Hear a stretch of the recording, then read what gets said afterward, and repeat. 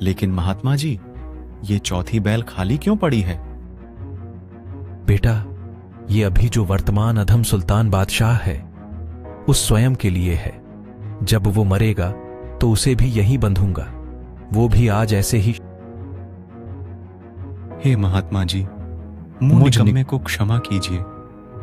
वो अधम सुल्तान में ही हूं, मुझे माफ करो परवरदिगार, मुझसे बड़ी भूल हुई है।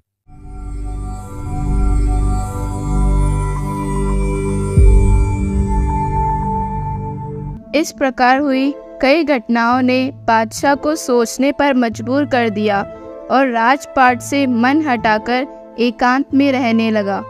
उधर बादशाह ने कुछ संत महात्माओं को वापस जेल में डाल रखा था। कबीर साहेब पुनः जेल की तरफ जाते हैं।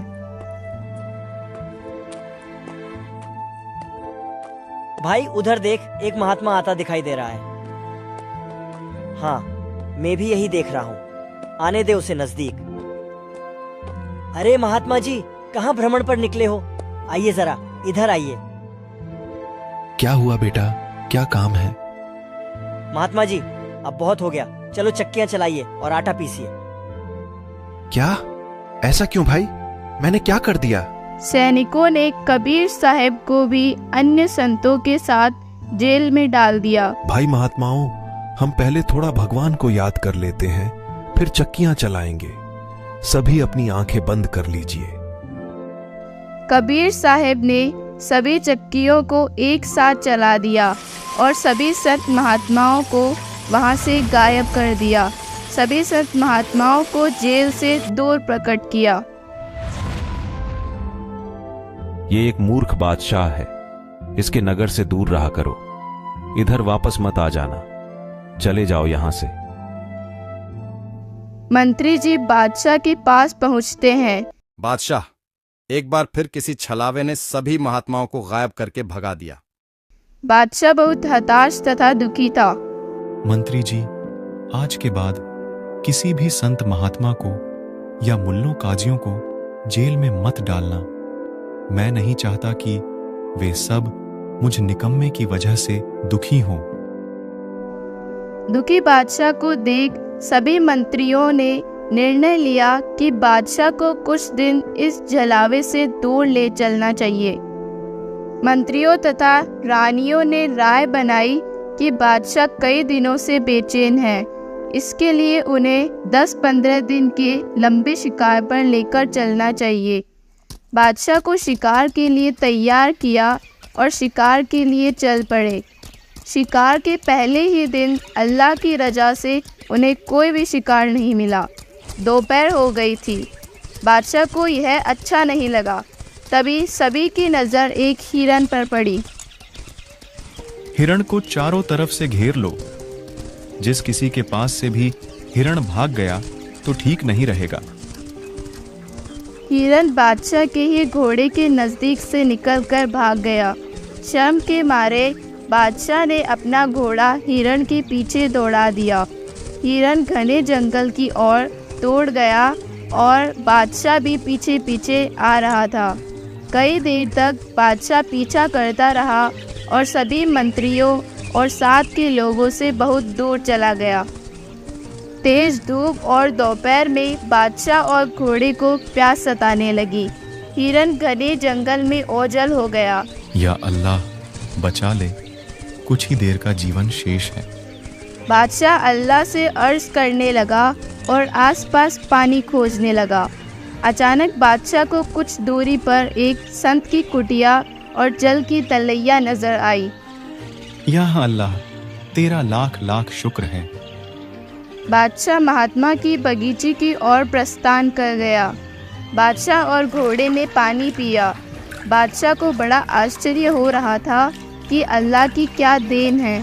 इतने घने जंगल में यह महात्मा कैसे पहुंच गया। इतने खूब बगीचे की रचना कर दी। बादशाह संत के पास गया। संत के पास 3 तगड़े कुत्ते बंधे हुए थे तथा एक कुत्ते की बैल खाली पड़ी थी। कुत्तों से कुछ दूरी पर संत ने भोजन रख रखा था। कुत्ते उसके लिए तड़प रहे थे। हे महात्मा, ये कुत्ते तो बड़े तगड़े लग रहे हैं। इनमें से 2 कुत्ते मुझे दे दीजिए। नहीं बेटा, ये कोई साधारण कुत्ते नहीं हैं। ये मेरे बहुत प्रभावशाली कुत्ते हैं। मैं इन्हें तुम्हें नहीं दे सकता। क्यों? ऐसा क्या है इन कुत्तों में? क्योंकि भाई ये तीनों कुत्ते उस बलख बुखारा के बादशाह अधम सुल्तान के पूर्वज हैं। जब ये बादशाह थे तब मैं इन्हें रोज कहता था कि भाई कुछ समय निकालकर अल्लाह को भी भज लिया करो। ये राजपाठ 2 दिन के हैं। कल को कुत्ते बनकर भटकोगे, कोई सूखा टूक भी नहीं डालेगा तुम्हें। तब ये मुझे कहते थे कि अभी हमारे पास समय नहीं है, आप क्यों हमारा दिमाग खराब करने आ जाते हो। तब तो ये काजू बादाम के हलवे खाते थे और झूठा भी छोड़ देते थे। अब इनके नसीब में वो नहीं है। बादशाह सहम गया और कुत्तों के रूप में अपने पूर्वजों तथा महात्मा की शक्ति को देखकर कांप गया। बादशाह ने देखा कि एक बैल खाली पड़ी है। लेकिन महात्मा जी, ये चौथी बैल खाली क्यों पड़ी है? बेटा, ये अभी जो वर्तमान अधम सुल्तान बादशाह है उस स्वयं के लिए है। जब वो मरेगा तो उसे भी यही बंधूंगा। वो भी आज ऐसे ही शानो शौकत में अल्लाह को नकार रहा है।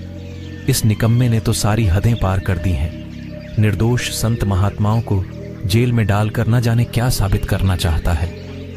मैं उन्हें 2 बार छुड़ा कर लाया हूं, लेकिन वो फिर डाल देता है। कई बार उसे समझा चुका हूं। कभी कारवां बनकर जाता हूं तो कभी राहगीर, कभी उसकी बांदी बनकर कोड़े खाता हूं तो कभी कुछ और। यह भी झूठी दुनियादारी में अंधा हो रहा है। मेरी एक नहीं मानता। बादशाह संत के वचनों से डर के मारे कांप रहा था और रोता हुआ संत के चरणों में गिर गया। हे महात्मा जी, मुझ निकम्मे को क्षमा कीजिए। वो अधम सुल्तान में ही हूं। मुझे माफ करो परवरदिगार, मुझसे बड़ी भूल हुई है। हे महात्मा, मुझ निकम्मे को सच्ची राह आसान करो अल्लाह के स्वरूप। आज के बाद में इसी गलतियां नहीं करूंगा। ये क्या? हे भगवान, वो महात्मा कहाँ गए? क्या यह स्वप्न तो नहीं था? नहीं, यह स्वप्न नहीं हो सकता, क्योंकि मुझे अब भूख प्यास भी नहीं है और घोड़े की पैर भी गीले हैं। मायूस बादशाह अपने घोड़े पर बैठा और वहां से सीधा मंत्रियों तथा सैनिकों के पास पहुंचा। बादशाह ने हाथ के इशारे से ही महल चलने का संकेत कर दिया। बिना किसी से बोले बादशाह सबसे आगे नगर की ओर चल पड़ा। महल पहुंचकर स्वयं के कक्ष में जाकर मायूस होकर बैठ गया। रानियों ने मंत्रियों तथा सैनिकों से बादशाह के बारे में पूछा। पता नहीं बादशाह के साथ क्या हुआ है। हमारे से काफी दूर चले गए थे, फिर न जाने ऐसा क्या हुआ कि सीधा महल चलने का संकेत कर दिया। मंत्री तथा रानियां बादशाह को समझा रही थी। ऐसी बातें तो औरतें किया करती हैं। आप तो मर्द हैं और बादशाह हैं। एक सेवड़े से ऐसा क्या डरना। ये मैं जानता हूं कि वह सेवड़ा है या कोई फरिश्ता।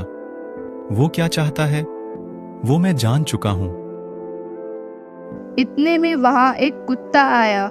कुत्ता सीधा बादशाह के कक्ष में पहुंच गया। कुत्ते का सिर बड़े बड़े जख्म से भरा था और उनमें कीड़े पड़े हुए थे। कुत्ता ऊंची आवाज में बोलने लगा। ए इब्राहिम भाई, मैं तुम्हारे इस पड़ोस वाले नगर का बादशाह था जो कुछ साल पहले मर गया था। भाई, आज वो सब जीव मेरे से बदला ले रहे हैं जिन्हें मैंने युद्ध और शिकार में मारे थे। मेरे सिर में कीड़े बनकर मुझे खा रहे हैं। भाई, तेरे पास तो अभी समय है और सुधर जा। अल्लाह तेरे लिए ही भटक रहा है, नहीं तो मेरी जैसी दुर्गति तैयार है। इतना कहकर कुत्ता वहां से गायब हो गया। देख लो, अभी सब तुम्हारी आंखों के सामने घटना घटी है। अब तो मुझे अकेला छोड़ दो, चले जाओ यहां से। बादशाह का मन अब केवल परमेश्वर की लीलाओं में ही चक्कर खा रहा था तथा अपनी नासमझी पर रो रहा था। शाम के समय बादशाह अकेले में महल की छत पर बैठा था तथा अल्लाह को याद कर रहा था। उधर एक सेवक ने छत पर कुछ दाने डालकर पक्षी आजाद किए। बादशाह उन्हें देखने लगा और उनमें खो गया। बादशाह उन्हें देख ही रहा था कि इतने में एक बाज आया और एक कबूतर पर झपट्टा मारा। अचंभित बादशाह उसे देखता रह गया। बाज कबूतर को दबोच कर ले गया। तभी आकाश से एक आकाशवाणी होती है, ए इब्राहिम, देख ले काल का जाल। बेटे, एक दिन तुझे भी इस भरे पूरे परिवार से काल ऐसे ही झपट्टा मार कर ले जाएगा और तेरा कुंबा पीछे रोता रह जाएगा। बादशाह अंदर तक कांप गया और दुखी मन से रोने लगा।